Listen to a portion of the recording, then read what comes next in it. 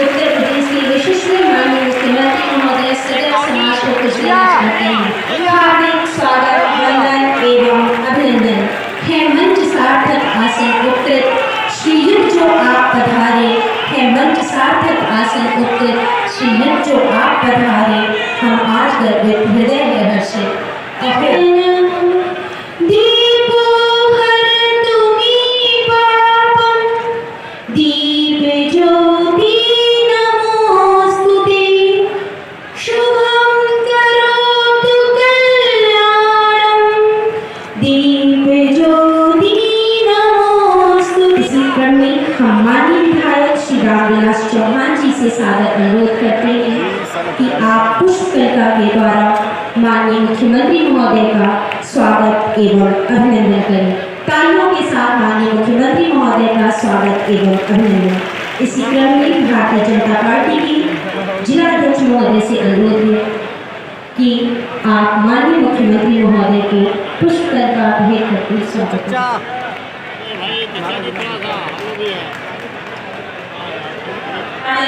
204 करोड़ की परियोजनाओं का लोकार्पण एवं शिलान्यास कार्यक्रम बेसिक शिक्षा विभाग, लोक निर्माण विभाग, अल्पसंख्यक विभाग, उत्तर प्रदेश जल निगम, सिंचाई एवं जल संसाधन विभाग के साथ साथ पशु पालन विभाग एवं विभिन्न परियोजनाओं का लोकार्पण एवं शिलान्यास कार्यक्रम माननीय मुख्यमंत्री महोदय के कर कमलों से संपन्न होता है। हम आज के इस कार्यक्रम में लोकार्पण एवं शिलान्यास कार्यक्रम के उपरांत शासन की अनुशंसा एवं इच्छा के अनुरूप विभिन्न योजनाओं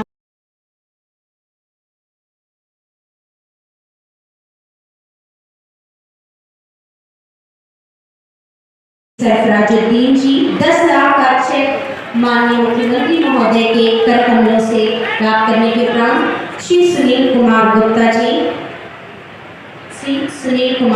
जी 50 लाख का चेक माननीय मुख्यमंत्री महोदय के कर कमलों से रोजगार सृजन के कार्यक्रम में प्राप्त करते हुए श्री शांत शिरोमणि जी 25 लाख का चेक प्रधानमंत्री रोजगार सृजन के कार्यक्रम में, तत्पश्चात 10 लाख रुपए का चेक श्री रजत कुमार नाथ जी मुख्यमंत्री युवा स्वरोजगार योजना के अंतर्गत श्रीमती बीनू एवं श्रीमती रीता जी 1.10 करोड़ का चेक 1.10 करोड़ स्वयं समूह की श्रीमती बीनू एवं श्रीमती रीता जी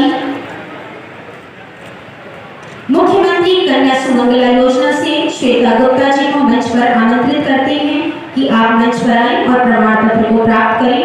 श्वेता गुप्ता जी।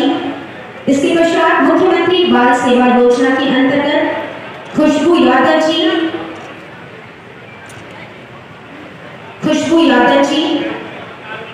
माननीय मुख्यमंत्री महोदय के कर कमलों से प्रमाण पत्र एवं लैपटॉप को प्राप्त करने के लिए एवं तदुपरांत गरिमा गुप्ता जी मुख्यमंत्री बाल सेवा योजना के वचन से जनमानस को अभिसिंचित कर हम सभी को कृतार्थ करें। सादर अभिनंदन हो।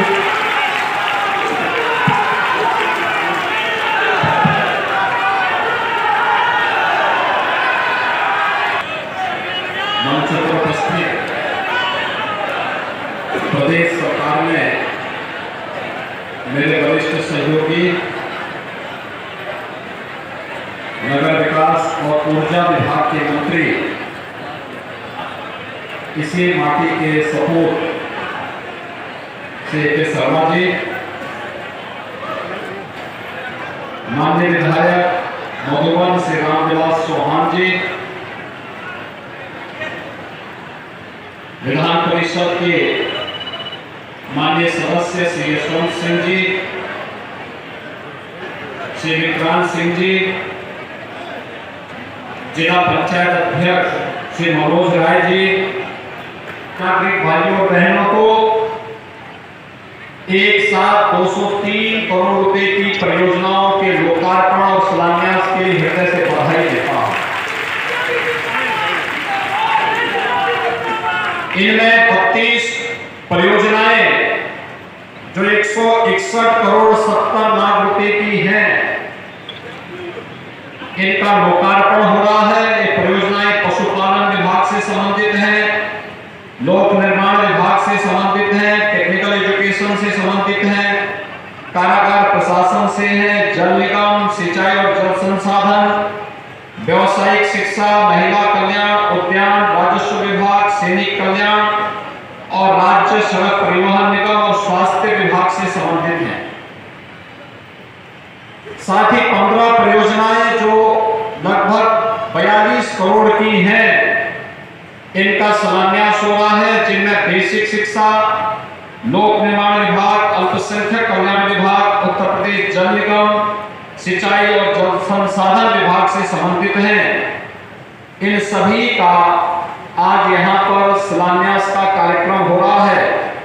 कुल मिलाकर के 203 करोड़ रुपए की परियोजनाएं विधानसभा चुनाव के उपरांत पहले सार्वजनिक कार्यक्रम में मऊ जनपद वासियों को समर्पित करते हुए मुझे हार्दिक प्रसन्नता की अनुभूति हो रही है।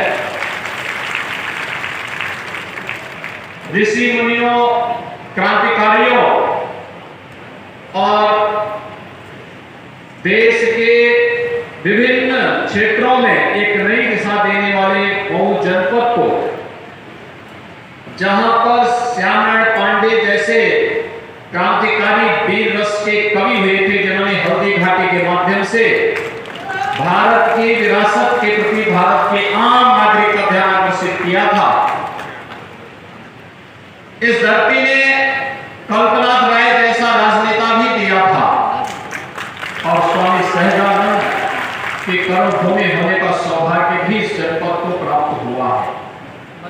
प्रोफेसर रामजी सिंह जैसे राजनेता भी इस धरती ने दिए हैं और इसलिए इस धरती को नमन करते हुए मैं आप सबका हृदय से अभिनंदन करता हूं। भाइयों बहनों, अभी मेरे वरिष्ठ सहयोगी प्रदेश सरकार में मंत्री सी के शर्मा जी ने अपने उद्बोधन में बहुत सारी बातें कही। आज पूरा देश प्रधानमंत्री मोदी जी के नेतृत्व में, उनके मार्गदर्शन में नित नई विकास की परियोजनाओं के साथ आगे बढ़ रहा है।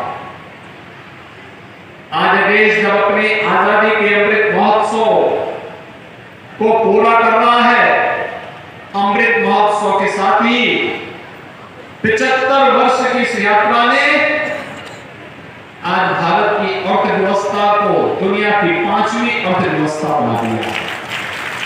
राज किया था, आज उस ब्रिटेन की अर्थव्यवस्था भारत से पीछे छूट चुकी है। भारत प्रधानमंत्री मोदी जी के नेतृत्व में तेजी के साथ आगे बढ़ रहा है और दुनिया के अंदर तेजी से उभरती हुई एक नई अर्थव्यवस्था के रूप में आज भारत स्थापित हुआ है। आज वैश्विक मंच पर आप देख सकते हैं, कोई जगह, कोई क्षेत्र ऐसा नहीं जहां पर भारत ने एक नई दिशा दी हो और दुनिया के अंदर कोई भी रणनीति और कोई भी नीति ऐसी नहीं जो भारत के बगैर अब संपन्न हो सकती हो, आगे बढ़ सकती हो। भारत आज दुनिया को नेतृत्व दे रहा है क्योंकि आपके पास एक यशस्वी नेतृत्व प्रधानमंत्री मोदी जी के नेतृत्व में जो है, और इसीलिए आज उत्तर प्रदेश में भी हम लोगों ने प्रधानमंत्री मोदी जी के नेतृत्व में विकास की जिन परियोजनाओं को हाथ में लिया, गरीब कल्याणकारी योजनाओं को हाथ में लिया, रोजगार सृजन की योजनाओं को और आत्मनिर्भर भारत की परिकल्पना को साकार करने के जिन कार्यक्रमों को अपने हाथों में लिया है, आज वो साकार होता हुआ दिखाई दे रहा है। लेकिन शर्मा जी भी बता रहे थे, पूर्वांचल एक्सप्रेसवे ने प्रदेश की राजधानी से लखनऊ यानी मऊ से आपकी दूरी को कम कर दिया, लेकिन साथ साथ गोरखपुर आधुनिक यानी अच्छी सड़कें आवागमन के लिए ही नहीं, विकास के लिए भी आवश्यक है। और ये पूर्वांचल एक्सप्रेसवे जो हम दे रहे हैं, केवल एक्सप्रेसवे चलने के लिए नहीं है, इसमें जगह जगह औद्योगिक क्लस्टर भी बनने हैं। हमारे मऊ और आजमगढ़ के लोगों को, बलिया के नागरिकों को, नौजवान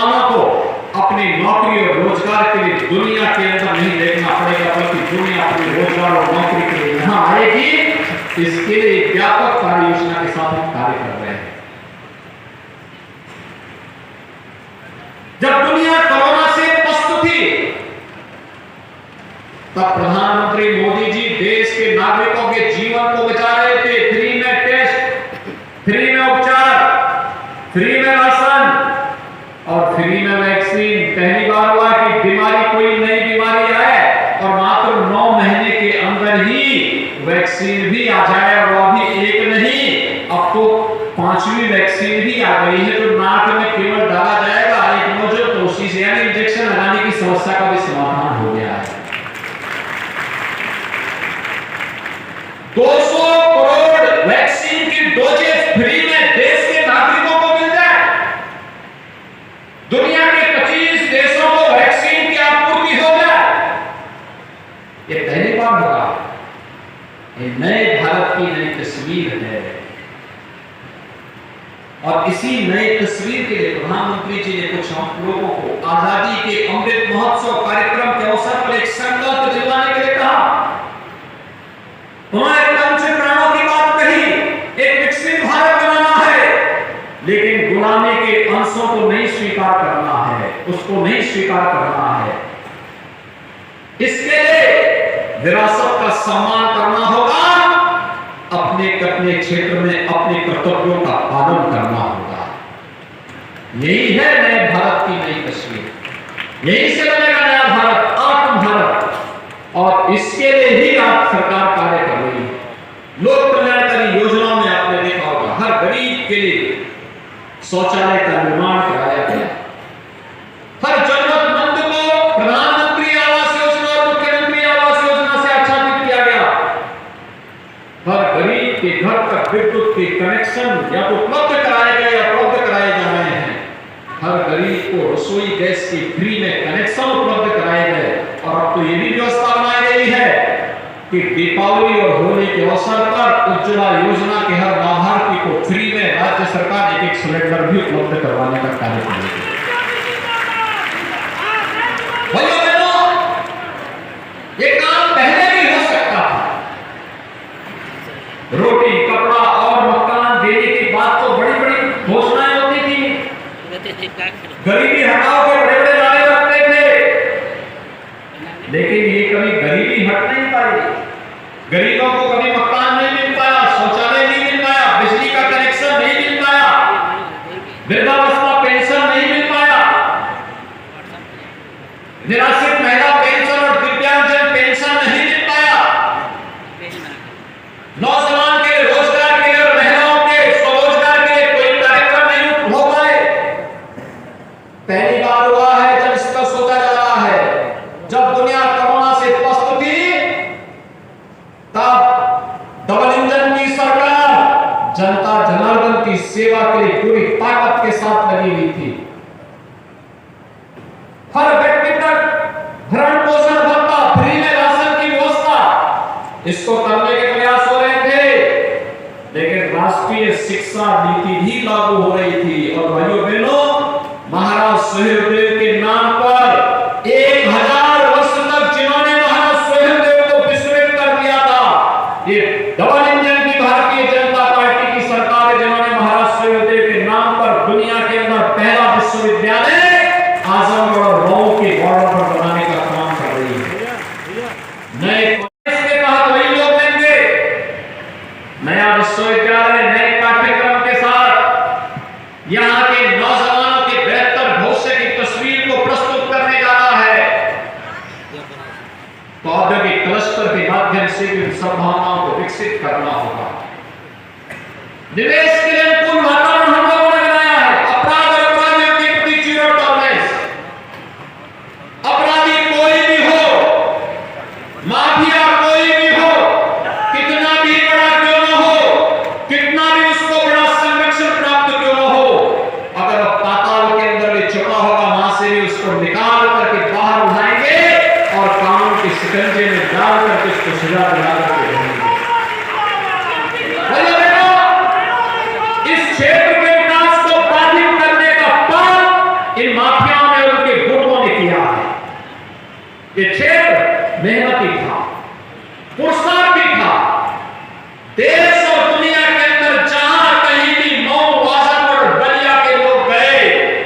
इन्होंने अपने परिश्रम से, अपनी प्रतिभा से, अपने पुरुषार्थ से वहां पर एक नई दिशा देने का काम किया। लेकिन यहां पर एक माफिया दीमक की तरह यहां को चाटते रहे, इसको खोदना करते रहे, यहां के विकास को बाधित करते रहे। विकास के लिए आने वाले पैसे को इन लोगों ने अपनी बड़ी बड़ी संपत्ति बनाने, हवेलियों को बनाने में लगाया। विकास के लिए आने वाले पैसे को चटकर जाते थे, गरीब के आने वाले पैसे को चटकर जाते थे, और स्वयं के परिवार के लिए, स्वयं के लिए उस संपत्ति को हड़पने का पाप जो किया है, आप उसी पाप की भरपाई उनसे और उनकी खानदान से सरकार करवा रही है। और हमने इसीलिए कहा, भ्रष्टाचारी और भ्रष्टाचार के खिलाफ जीरो टॉलरेंस है सरकार का एक उद्घोष है। तो नौजवानों के उज्जवल भविष्य के लिए अपराध और अपराधियों के प्रति भी जीरो टॉलरेंस की नीति के तहत सरकार कार्य कर रही है, और उसी के तहत यह अभियान पूरे प्रदेश भर में हमारा चल रहा है। आज मैं आपके पास यही कहने के लिए आया हूं, सरकार बहुत शुद्ध भाव के साथ कार्य कर रही है। भाइयों बहनों, विगत 5 वर्ष के अंदर हम लोगों ने प्रदेश के अंदर 5 लाख नौजवानों को सरकारी नौकरी दी, 1,61,00,000 नौजवानों को रोजगार के साथ जोड़ा, निजी क्षेत्र में निवेश और उससे प्राप्त होने वाली नौकरी और रोजगार के साथ जोड़ने का काम किया, और 61 लाख नौजवानों को स्वतः रोजगार प्रधानमंत्री चल रहा है सर, स्टार्टअप की योजना के माध्यम से, प्रधानमंत्री मुद्रा योजना के माध्यम से, मुख्यमंत्री स्वरोजगार युवा स्वरोजगार योजना के माध्यम से, वन डिस्ट्रिक्ट वन प्रोडक्ट और विश्वकर्मा श्रम सम्मान जैसी योजनाओं के माध्यम से उन्हें स्वतः रोजगार के साथ जोड़ने का काम किया। और मैं आज आप सबका यही आह्वान करने के लिए आया हूं, सरकार प्रयास कर रही है, डबल इंजन की सरकार अन्नदाता किसानों के हितों के लिए कार्य करेगी, नौजवानों के उत्थान के लिए कार्य कर रही है, महिलाओं की सुरक्षा और उनके स्वावलंबन के लिए कार्य कर रही है, समाज के बिना भेदभाव के विकास का कार्य हो, इसके लिए सरकार कार्य कर रही है। लेकिन समाज को भी इसके लिए जागरूक होना पड़ेगा, हमें भी खड़ा होना पड़ेगा। हम सब मिलकर के जब कार्य एक साथ मिलकर के करेंगे, परिणाम उतना ही ज्यादा होगा, उतने ही अच्छे आएंगे। हर व्यक्ति में कुछ कर गुजरने की क्षमता होनी चाहिए और एक ललक भी होनी चाहिए। श्यामनारायण पांडे जी की धरती है, श्यामनारायण जी ने यहां पर तो अपनी रचना के माध्यम से पूरे देश के अंदर एक नया और भरने का काम किया था, एक नया तेज बनने का काम किया था। हल्दी घाटी का स्मरण कराते हुए गुलामी की बेड़ियों को तोड़ने के लिए जो आह्वान उस समय किया था कि भले राजनीतिक आजादी मिल गई हो, लेकिन अभी भी हम बंधन में पड़े हुए हैं। मुझे लगता है आज उसकी प्रासंगिकता उसी भाव के साथ बनी हुई है, और इसीलिए आज हम सब आपके पास आए यही कहने के लिए, विकास के लिए आपको कहीं हाथ नहीं फैलाना पड़ेगा। डबल इंजन की सरकार इसके लिए निरंतर प्रयासरत है।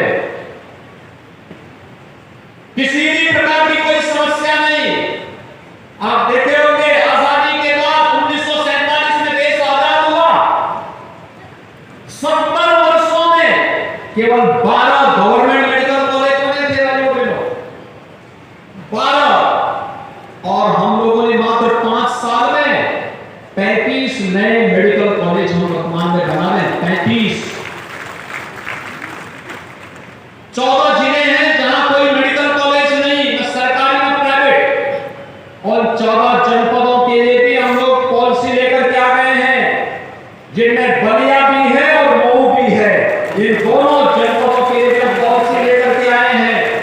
मैं जिला प्रशासन से भी पहले ही कहा हूं कि भूमि की व्यवस्था करके रहिए, कभी भी हम इस कार्यक्रम को लेकर के आगे बढ़ सकते हैं, जिससे मऊ के भाइयों और बहनों को अपने स्वास्थ्य परीक्षण के लिए वाराणसी, गोरखपुर, लखनऊ या फिर देश के अन्य कोनों में जाने की नौबत आने पाए। यहीं पर बेहतर स्वास्थ्य की सुविधा मिले। स्वस्थ समाज के निर्माण से स्वस्थ राष्ट्र के निर्माण की ओर हम अग्रसर हो, और उस प्रक्रिया का हिस्सा यहां पर हमें बनाना पड़ेगा। हम लोगों ने पहले ही कह दिया है औद्योगिक विकास विभाग से कि जितने भी सिप यूनिट है, ये कॉटन मिल है, वस्त्र उद्योग से जुड़े हुए जितने भी उद्योग बंद पड़े हुए हैं, जर्जर चीनी मिले हैं, इनकी एक व्यापक कार्य योजना बनाई जाए। जहां पर गन्ना होगा, इथेनॉल उत्पादन का की संभावना होगी, वहां पर चीनी मिल या बायोफ्यूल की यूनिट लगाने की कार्रवाई हो। जहां पर एमएसएमई के लिए कुछ स्पेस हो सकता है, उसको आगे बढ़ाने की कार्रवाई को आगे तैयार किया जाना चाहिए। और जहां पर हम वस्त्र उद्योग के लिए संभावनाएं देखते हैं, उसके लिए जो संभावनाएं बन सकती है, उसको हमें आगे बढ़ाने में कोई गुरेज नहीं करना चाहिए। लेकिन ये उद्योग हमारे नौजवानों के लिए रोजगार का माध्यम बनना चाहिए, उनके स्वावलंबन का आधार बनना चाहिए। मैं जब जाता हूं देश के अंदर कहीं भी, मुझे पूर्वी उत्तर प्रदेश का युवा वहां हर एक स्तर पर कार्य करता हुआ दिखाई देता है, हर एक जगह देखने को मिलता है। और मुझे लगता है कि अगर सरकारों ने, पिछली सरकारों ने अगर सोचा होता कि नौजवान देश और दुनिया के अंदर जगह जगह न रह करके अपने क्षेत्र में अपनी प्रतिभा, अपनी ऊर्जा का लाभ यहां के विकास के लिए दे पाता, लेकिन देश सही दुरुस्त होने की दिशा में सरकार ने कदम बढ़ाए हैं, और इसके परिणाम भी आप प्राप्त होते हुए दिखाई दे रहे हैं। भाइयों बहनों, ये इंफ्रास्ट्रक्चर इसी बात को लेकर के हम विकसित कर रहे हैं। ये बुनियादी सुविधाएं इन्हीं बातों को लेकर के उपलब्ध कराया जा रहा है। और डबल इंजन सरकार इसीलिए लोक कल्याणकारी योजनाओं का लाभ बिना भेदभाव के समाज के प्रत्येक तबके को देने के लिए इसी भाव के साथ कार्य कर रही है। आज जब इतनी परियोजनाओं का लाभ यहां पर उपलब्ध करवाया जा रहा है, मैं आप सबका भी आह्वान करूंगा, हम सब भी मिलकर के विकास और निवेश में अपना योगदान दे सकते हैं। हम एक नई योजना लेके आ रहे हैं, ग्रामीण क्षेत्र में भी और नगरीय क्षेत्र में भी, मातृभूमि योजना। इस योजना में कोई व्यक्ति अपने पूर्वज के नाम पर अगर कोई गांव में सामुदायिक भवन, बारात घर या कोई अन्य योजना का कार्य प्रारंभ करना चाहता है, कोई सड़क के निर्माण में योगदान देना चाहता है, आधा पैसा वो देगा, आधा पैसा सरकार देगी, और उनके पूर्वज का नाम से पटनामा लगाने का काम कर देगी। विकास का कार्य भी होगा, पूरा गांव आपके पूर्वज के नाम पर विकास की परियोजना के साथ है, लोक कल्याणकारी किसी परियोजना के साथ जुड़ेगा। आप भी अपने क्षेत्र से गए हुए लोगों का आह्वान करिए, उन्हें निवेश के लिए आमंत्रित करिए। अलग अलग फील्ड में, गांव में, शहर में, जनपद में हमारा गांव भी आत्मनिर्भर बने। प्रधानमंत्री जी ने आत्मनिर्भर भारत की बात कही है। आत्मनिर्भर भारत तब बनेगा जब गांव आत्मनिर्भर बनेगा, नगर आत्मनिर्भर बनेगा। हमने अपने विकास की योजना के लिए किसी के सामने हाथ फैलाने के लिए नहीं, बल्कि हम अपने गांव में राजस्व इतना बढ़ाएंगे, इतना उसकी आय बढ़ा देंगे कि विकास की योजना का और गांव के सामान्य खर्चों का सारी व्यवस्था हमारी ग्राम पंचायत करे, हमारी नगर निकाय स्वयं करे। सरकार एडिशनल उसमें सहयोग करके उसको स्मार्ट विलेज के रूप में या फिर उसे एक स्मार्ट टाउन के रूप में विकसित करने में अपना योगदान दे सके। और ये संभव है, हर व्यक्तिगत ध्यान देकर इस संभव है। आत्मनिर्भरता में फिर रोजगार सृजन के लिए संभावना आगे बढ़ना। ये क्षेत्र तो हैंडलूम के लिए प्रसिद्ध था, हैंडलूम पावरलूम के नई तकनीक के साथ उसे जोड़ना, नया उन्हें कार्य देना। एक कॉटन मिल जो लगी थी इसीलिए लगी थी जिससे आगे हैंडलूम को एक ऊर्जा दे सकी, लेकिन उसको जोड़ने में, आपस में उन्हें समन्वय करने में जहां कहीं कमी रही और कुछ नेता ट्रेड यूनियन विकसित हो गए होंगे,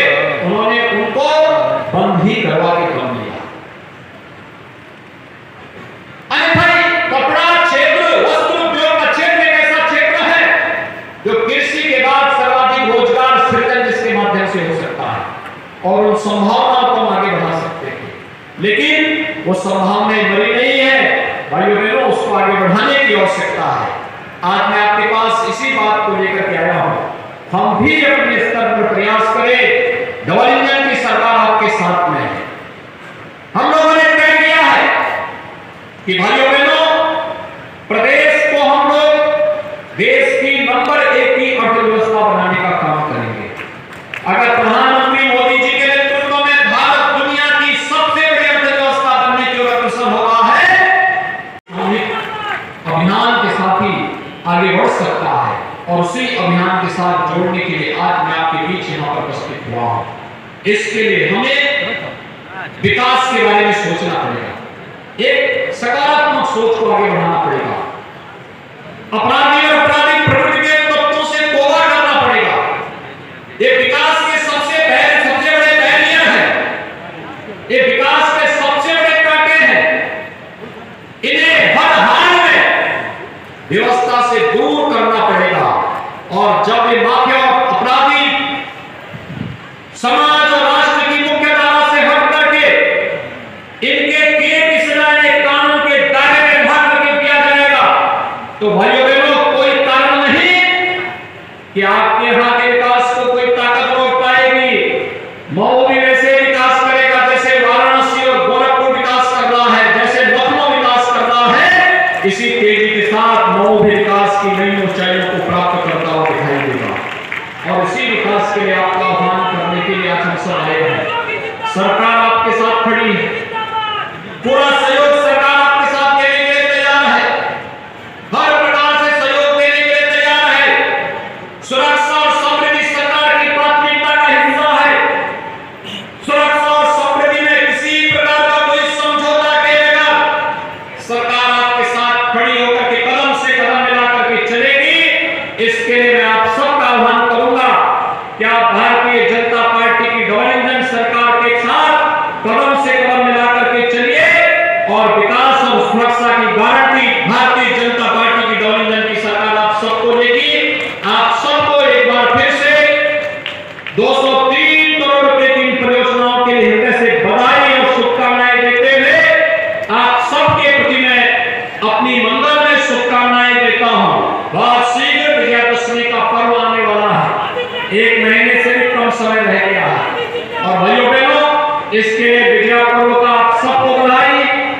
उसके साथ ही वहां तो उससे पहले विजयादशमी के पहले शारदीय नवरात्रि आएगी। जगत जननी मां भगवती के पावन पूजन का आयोजन हम सब मातृशक्ति की रक्षा के लिए अपने आप को समर्पित भाव के साथ रख सके, इस भाव के साथ आप सबको हृदय से बधाई और शुभकामनाएं देते हुए अपनी वाणी को विराम देता हूं। धन्यवाद। जय हिंद।